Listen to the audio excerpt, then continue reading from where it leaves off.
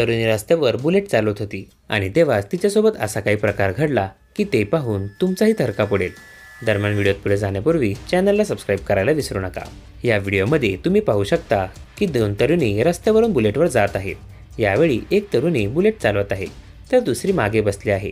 यावेळी अचानक तिची ओढणी चाकात अडकते आणि तिच्या गळ्याला फास बसतो। ती लगेच बुलेट थांबवते आणि ओढणी काढण्याचा प्रयत्न करते। यावरील रस्त्यावरील काही लोक या तरुणीच्या मदतीला येतात। तरुणीने लगेच गाडी थांबवली म्हणून पुढचा अनर्थ टळला, अन्यथा मोठी दुर्घटना झाली असती। एक व्यक्ती तरुणीच्या गळ्यातील ओढणी काढण्याचा प्रयत्न करताना दिसत आहे। अखेर बऱ्याच प्रयत्नानंतर ही ओढणी निघते। हा व्हिडिओ पाहून तुम्हालाही कळेल की एक चूक किती महागात पडू शकते।